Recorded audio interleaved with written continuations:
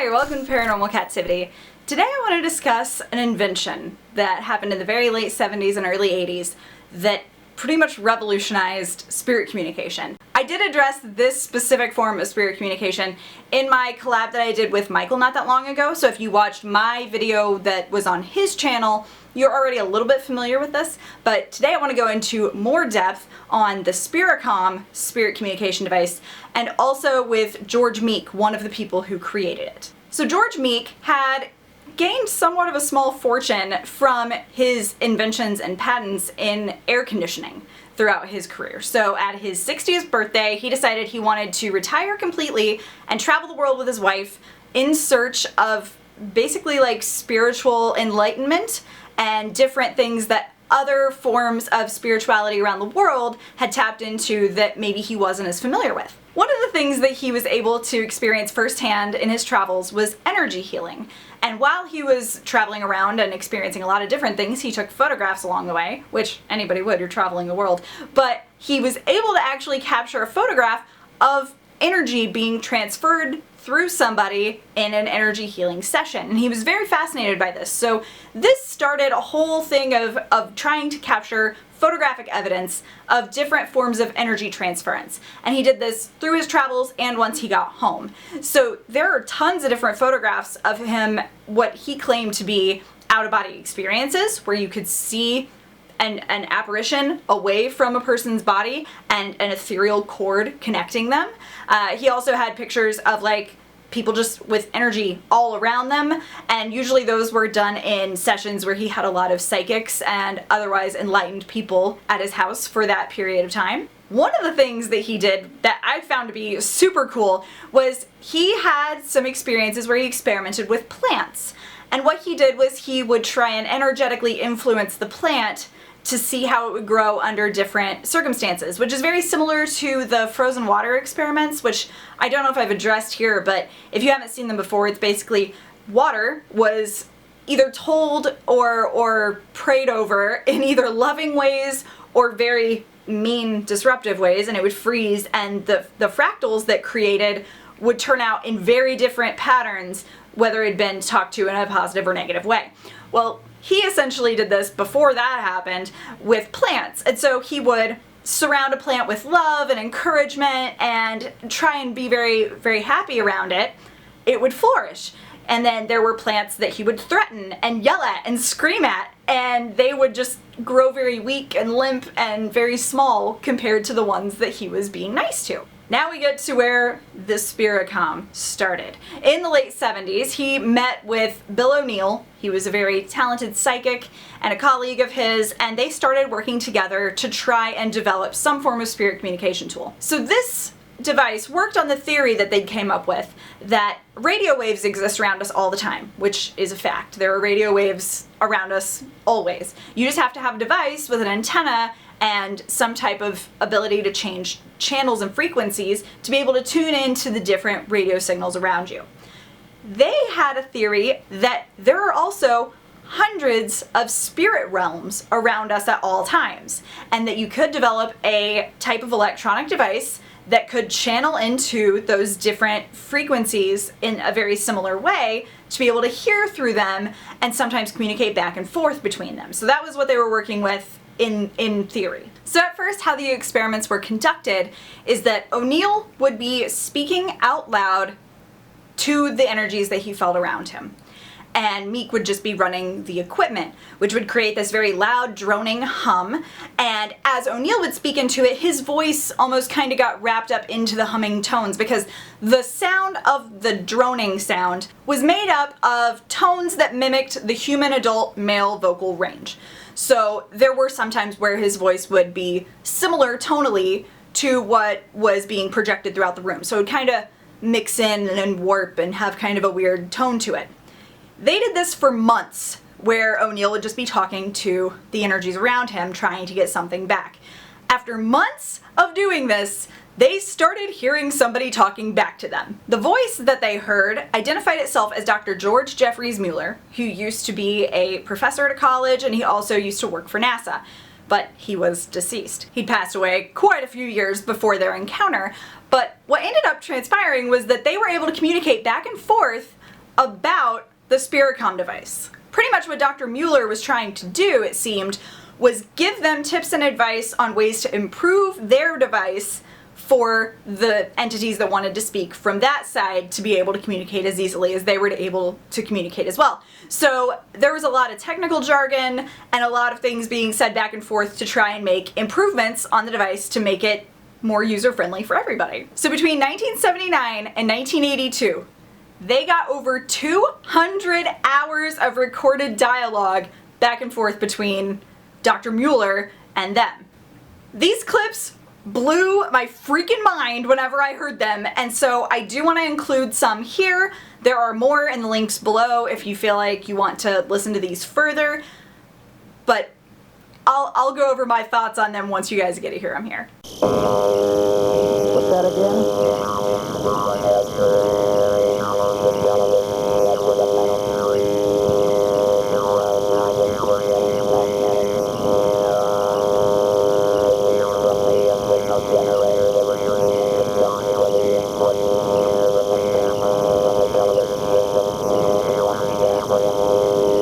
Yeah, I think that's it.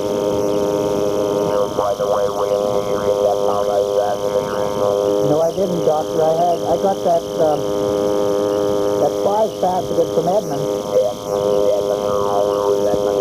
Edmund is a company, Edmund Scientific. Well, I inserted it in the lens of the camera, but all I got was a lot of crazy color and lights, but I didn't get any images.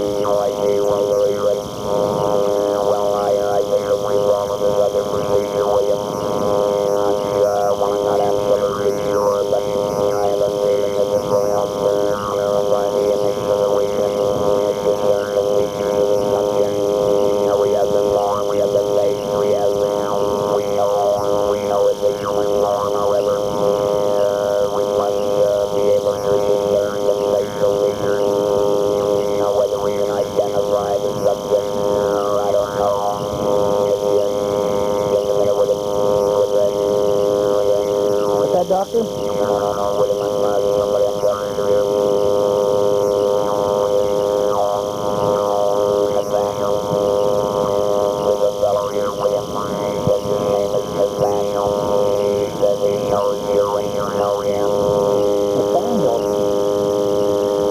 don't know anybody by the name of Nathaniel.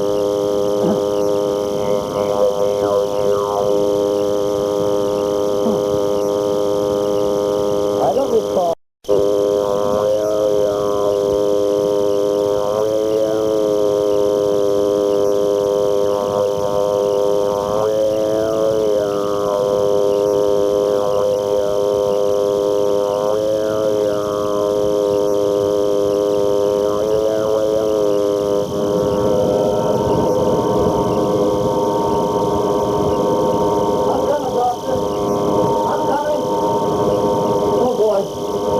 I'm sorry, Doctor. I'm sorry.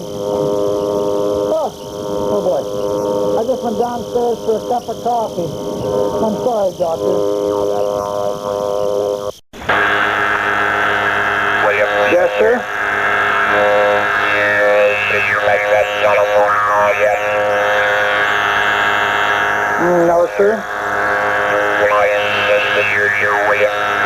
Now you must understand one thing, will you? Yes, sir.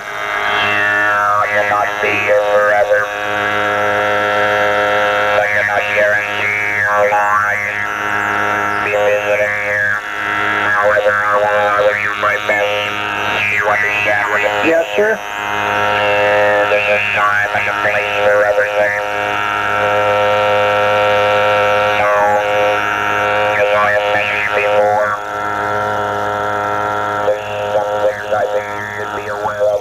So, how crazy is it that the tonal quality that they were able to capture is like of a living being? I kind of described it in my video on Michael's channel where it's like you can kind of hear like the spit clacks and the breath and the change of tone like you would of a real person sitting right in front of you. But it was all just captured through this static white noise tonal frequency. Some people in the comments of his video even said like, well, if you were deceased, and you were communicating through your energy, why would you have those qualities to begin with? Which is a great question. I can't really fully answer that. I think it's just part of human communication for the most part. So if we were able to communicate in the same way that we were able to communicate before, it would make sense that some of those qualities would carry over in my mind. But it's a really great question, so I'd like to hypothesize that to you guys and see if you have any thoughts on that. After his experiences with the Spiricom, Meeks went on to experiment further with different forms of ITC. There's an instance where he traveled to Luxembourg and he went and watched this couple who said that they could communicate through a TV that had no antenna, had no signal coming to it, and that they were able to communicate with something through it. They were able to capture video of glimpses of another world, essentially, is what it looked like, and people walking through it and holding hands, but it wasn't getting signal from anywhere. So it's like, where did these images come from then? That doesn't make sense. Later on, Meeks ended up losing his wife, and she was able to communicate with him through a computer. He started getting messages from her. And then later on still, there were actually like physical picture images that were supposedly of his wife and his daughter being in this other world together. Now these were not as well documented as his experiences with the Spiricom, but there's still things that he felt were true, so I wanted to make sure I included them here. So since this time, he has also passed away, but his work continues on in the form of the Spiricom recordings, which I would love to get my hands on more of them than just the few that I've found on these websites, so if you guys know a resource for that, hook me up. But there's also books that he wrote, 2 different books that he authored about his experiences with this. So if I'm able to find any links to purchase these, I'll link those below as well, because I would love to read those too, and I'm sure you guys are probably interested as well. So I'll make sure that all that information is down below. But overall, what are your guys' thoughts on the Spiricom? I feel like it's one of the more genuine sounding attempts at spirit communication through some type of ITC, which is Instrumental Trans Communication Device. But I feel like through this method, they were able to get some amazing things that I haven't heard any other form of ITC or other spirit communication device be able to replicate. It's some of the best stuff I've ever heard. So I want to get your guys' opinion on it, see what you think, see what you've heard, and just put it out there to you guys because it's one of the coolest things I'd read about in a long time. And in case you missed it on Michael's channel and wanted to hear more about it here, I wanted to go over it in full depth. So I hope you enjoyed that. This video was brought to you by my Patreon peeps. Jason Riddle, thank you so much for being awesome, and I have all of my other Patreon peeps listed here and also down in the description box below. So thank you so much to you guys for helping make this video happen. You rule. Another huge thank you to Kristen Noel. She recommended the movie Hellions that we watched on my most recent Netflix and Chills, which I loved. If you guys want to watch Hellions with me, it's still posted, so you can like start hitting play on the video that I have, hit play on Hellions, watch it with me through time, and you guys can let me know what you thought of it. I thought it was pretty freaking cool, so thank you so much, Kristen, for the recommendation. It was awesome. I have a couple other thank yous to give to Rachel. I got this letter in my P.O. box, and I was so weirded out. It doesn't say my name on this letter. It just says the address. And then it has like a little return label that kind of looks like wedding stuff. So I was like, did somebody invite me to their wedding? Or did somebody invite somebody who used to have this P.O. box to a wedding and they're not gonna get it? Because I get mail from previous people who had this mailbox before all the time. But I open it to get this beautiful card. I was so excited. And I got a little baby Ouija board. I don't know what I'm gonna do with it yet, but it's adorable and I love it. But yes, thank you so much, Rachel. Your card is super sweet, and it's always nice to know other people here in Indiana watch my videos, because that's really cool, because I would love to do a meetup at some point, but then like I'm always hesitant, because I'm like, I'm gonna organize this thing and like 4 people might show up. So it's cool to know that more people from Indiana also like find me. So the other thing I got was from Shaleigh. I believe she told me one thing out of this box that is not this big. So we're gonna open this together and see what's up. Look at all this magic. Okay. Oh. Oh goodness. Oh, there's so many things. I'll start with the letter. So this is so cute. And I hope I'm saying Shaleigh right. It might be Shaleigh, but I think it's Shaleigh. It seems like her whole family got together to make stuff for me. How cute is this? Oh, there's more thank you cards. Oh goodness. So this is from Isaiah, who's 11. Hey Isaiah. He drew me Five Nights at Freddy's, dude. And this says, "Cat, keep it creepy." He let me know about his YouTube channel and told me that I'm his mom's favorite YouTuber. It's so cute. Oh my goodness. I'm very sorry to say that one of this little spider's eyeballs fell off, but I will glue it back because it is so cute. And I got drawings and the spider from Anna in Brooklyn. Thank you guys. This is the item I was expecting in this whole box. So this was definitely a surprise. Thank you. She sent me Zener cards, which you guys saw in my clip from PopCon. I did Zener cards with the people from the Ghostbusters booth. So these I'm going to test out at some point with somebody to see if we're psychic for real. So look forward to that, and thank you so much for these. I have lots of candy, which is always good, always welcome. And then now to look in the gift bag here. Ooh, magical little crystal and herbs and pretty things. I like that. Wrapped in spider web. Always a great touch. I enjoy that. And the letter, she wrote that her husband finished painting this, so thank you to you as well. Oh my goodness. I've been seeing pictures of these. Ah, it's so cute. I have my own little haunted house. Oh, and it lights up. Oh my god. Oh yeah. Can you see that it's lit up? I don't know if you can. There's a candle in there.